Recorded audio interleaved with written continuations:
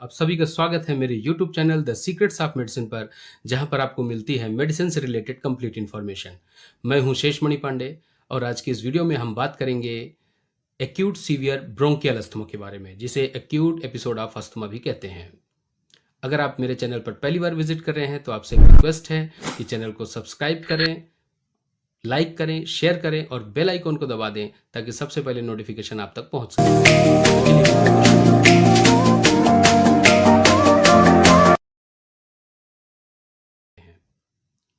दोस्तों, सबसे पहले हम ये जानते हैं कि एक्यूट अस्थमा क्या है और यह कैसे आता है। एक्यूट अस्थमा उन्हीं व्यक्तियों को होता है जिन्हें पहले से ही अस्थमा हो, यानी कि वो ट्रीटमेंट ले रहे हों।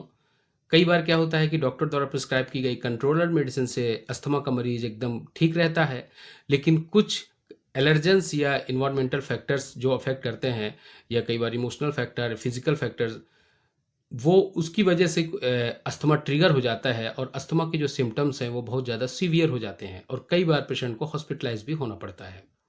जैसे कि पेशेंट का खान पान बिगड़ गया हो, या वो ठंडे वातावरण में चला गया हो, या स्मोकिंग बहुत ज़्यादा कर लिया हो, इमोशनल फैक्टर हो, या बहुत ज़्यादा डिप्रेशन में हो या कि दुखी हो। इसके अलावा वो पोल्यूटेड एरिया में हो, धूल धुआं का शिकार हो, ऐसी जगह पर चला गया हो जहाँ पर बहुत ज़्यादा डस्ट हो। इसके अलावा पोलन ग्रेन्स, कई कारण हो सकते हैं जिसकी वजह से वो अस्थमा ट्रिगर कर सकता है। इन एलर्जेंस के अटैक करने के कारण ही हमारी बॉडी तुरंत रिएक्ट करती है, और बॉडी रिएक्ट जैसे ही करती है तो कुछ इन्फ्लेमेटरी मीडिएटर्स रिलीज होते हैं, जैसे कि हिस्टामीन, ल्यूकोट्राइन्स और प्रोस्टाग्लैंडिन्स। ये इन्फ्लेमेटरी मीडिएटर्स एयरवेज को कॉन्स्ट्रिक्ट करने के साथ साथ इन्फ्लेम्ड कर देते हैं। मतलब एयरवेज जो श्वास नली है वो सूजन उसमें आ जाती है और उसके साथ वो सक्रिय हो जाती है, जिसके कारण पेशेंट को सांस लेने में काफ़ी तकलीफ होती है और सांस छोड़ते समय खांसी आती है, जिसमें कि सीटी की आवाज़ आती है, जिसे हम वीजिंग कहते हैं। मेडिकल टर्म में इसे वीजिंग और डिस्निया कहते हैं। अब बात आती है कि अस्थमा के इस एपिसोड को कैसे कंट्रोल किया जाता है और इसमें क्या क्या मेडिसिन दी जाती हैं। तो बात करते हैं। सबसे पहले इसमें मुख्य रूप से दो प्रकार की मेडिसिन प्रिस्क्राइब की जाती हैं, एक रिलीवर्स और दूसरा कंट्रोलर्स। रिलीवर्स मेडिसिन के कैटेगरी में वो मेडिसिन आती हैं जो पेशेंट को विद इन 5 मिनट्स रिस्पॉन्ड करे और उसको symptomatic relief they. Controller medicine for long term treatment. हम बात कर रहे हैं एक्यूट अस्थमा अटैक के बारे में, तो हम उन दवाओं की बात करेंगे जो तुरंत असर देती हैं। तो रिलीवर कैटेगरी में जो सबसे पहली दवा आती है वो बीटा एगोनिस्ट आती है।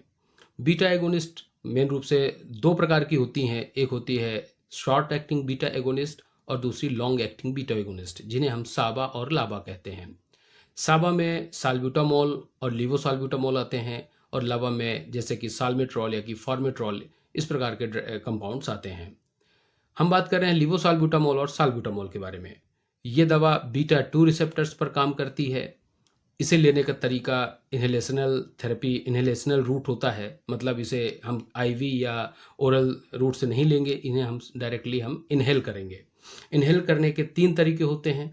एक होता है मीटर डोज इन्हेलर, दूसरा होता है ड्राई पाउडर इन्हेलेशन, जिसमें कि ड्राई पाउडर इंस्टा कैप्स होती है, उसको हम डीपीआई डिवाइस में इंसर्ट करके उसे पंक्चर करके उसे ज़ोर से खींचते हैं और उसके बाद वो पाउडर को इन्हेल किया जाता है। तीसरा जो ऑप्शन होता है वो होता है नेबुलाइजेशन। नेबुलाइजर मशीन होती है जिसमें कंप्रेसर के थ्रू जो रेस्प्यूल्स होते हैं उसके लिक्विड को उसमें डाला जाता है और मशीन कंप्रेसर के थ्रू उसको एक वेपर के फॉर्म में बना देती है, जिसको हम नॉर्मल ब्रीदिंग लेते हुए उसे इनहेल करते हैं। मीटर डोज इनहेलर के कंपैरिजन में नेबुलाइजेशन सबसे ज़्यादा कंफर्टेबल होता है। इवन इसे बच्चों को भी दिया जा सकता है, बड़ों को भी दिया जा सकता है। जबकि मीटर डोज इनहेलर को लेने के लिए एक कोऑर्डिनेशन की आवश्यकता होती है। अगर आप ट्रेंड नहीं हैं या कि आपको पता नहीं है कि कैसे मीटर डोज लिया जाना चाहिए, कई बार कुछ लोग गलतियां करते हैं, तो उन लोगों को दवा कम असर कर सकती है। इसलिए मीटर डोज इनहेलर के लिए प्रॉपर ट्रेनिंग की आवश्यकता होती है, जबकि नेबुलाइजेशन में हम कभी भी ले सकते हैं। अब बात करते हैं हम कि लिवोसाल्ब्यूटामोल और साल्ब्यूटामोल के कंपैरिजन में।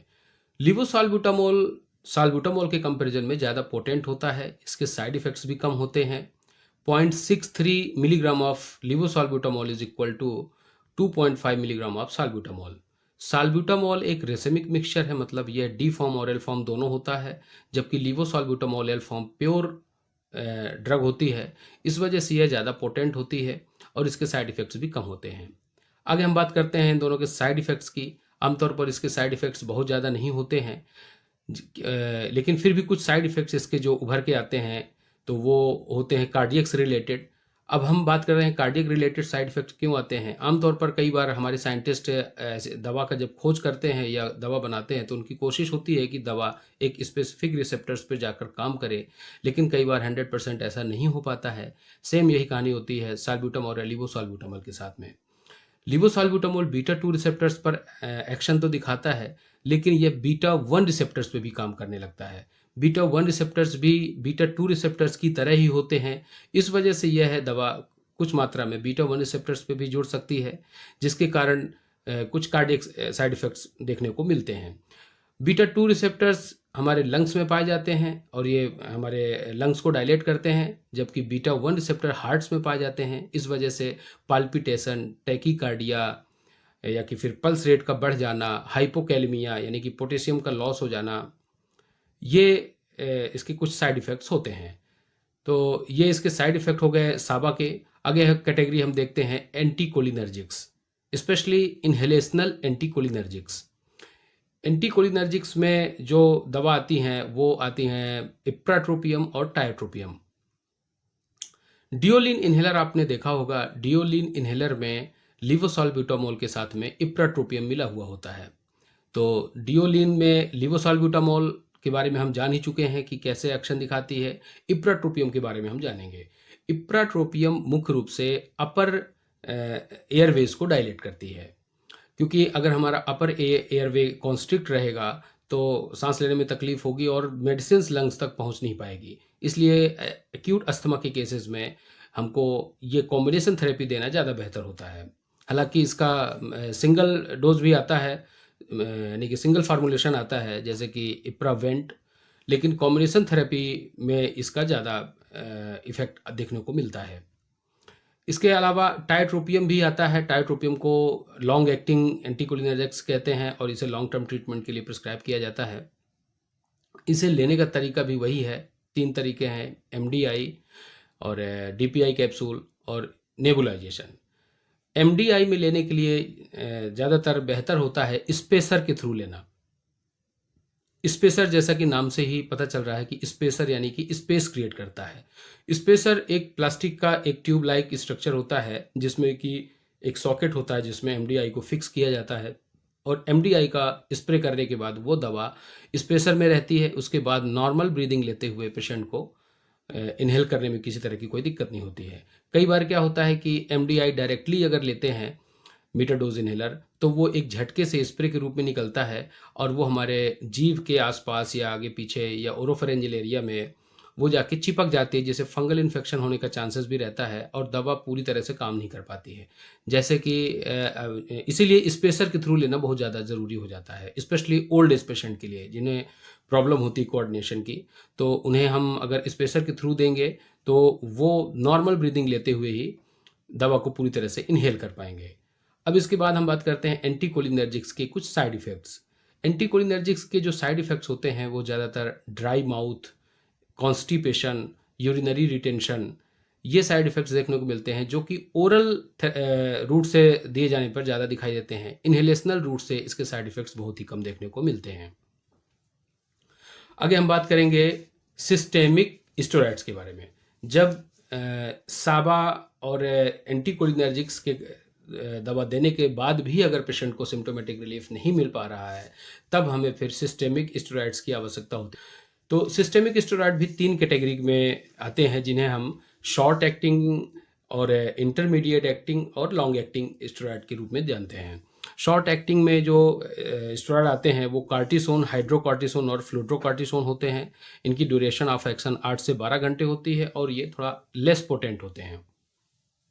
इंटरमीडिएट एक्टिंग में प्रेडनिसोलोन और मिथाइल प्रेडनिसोलोन होते हैं। इनका ड्यूरेशन ऑफ एक्शन 12 से 36 घंटा होता है। इसमें ट्राइमसिनोलोन भी आता है। ये थोड़ा हायर पोटेंट होता है comparison with short acting steroids के कंपैरिजन में। इसके बाद लॉन्ग एक्टिंग में जो मेनली आते हैं डेक्सामेथासोन और बीटामेथासोन होते हैं। इनको एक्यूट केसेस में बिल्कुल भी उपयोग नहीं करना चाहिए। इनका असर बिल्कुल भी नहीं होगा ऐसी कंडीशन में। हालांकि इनका असर जो है तो 36 से 72 घंटे तक रहता है, लेकिन एक्यूट अस्थमा के केसेस में या तो शॉर्ट एक्टिंग स्टेरॉइड्स या फिर इंटरमीडिएट एक्टिंग स्टेरॉइड्स ही यूज़ करना चाहिए। अब हम बात करते हैं कि ये सिस्टेमिक स्टेरॉइड काम कैसे करते हैं, सिस्टेमिक स्टेरॉइड की ज़रूरत क्यों पड़ती है। स्टेरॉइड्स, जैसा कि हम लोग जानते हैं कि स्टेरॉइड का सबसे जो मेन फंक्शन होता है वो होता है इन्फ्लेमेशन को तुरंत कंट्रोल करना। क्या होता है कि जैसे एलर्जेंस हमारी बॉडी में रिएक्ट करते हैं तो हमारी बॉडी इन्फ्लेमेटरी मीडिएटर्स जैसे कि हिस्टामिन, ल्यूकोट्राइन्स और प्रोस्टाग्लैंडिन रिलीज करती है, जिसके कारण इन्फ्लेमेशन बढ़ता है। तो ये जो सिस्टेमिक स्टेरॉइड होती है इन्हीं इन्फ्लेमेटरी मीडिएटर्स को कंट्रोल करती है, इनके रिलीज को कंट्रोल करती है, जिसके कारण एयरवेज धीरे धीरे अपने नॉर्मल साइज में आ जाती है और जो कॉन्स्ट्रिक्शन होता है वो धीरे धीरे खत्म हो जाता है और प्रॉपर ब्रोंकोडायलेशन मिलता है और अदर जो मेडिसिन है वो भी प्रभावी हो जाती हैं।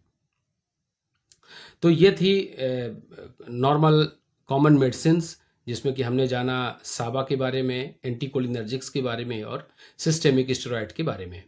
आशा करता हूं दोस्तों कि आपको ये वीडियो पसंद आई होगी। ऐसी जानकारी के लिए हमें सब्सक्राइब करें, लाइक करें, वीडियो को शेयर करें। मिलते हैं नेक्स्ट वीडियो।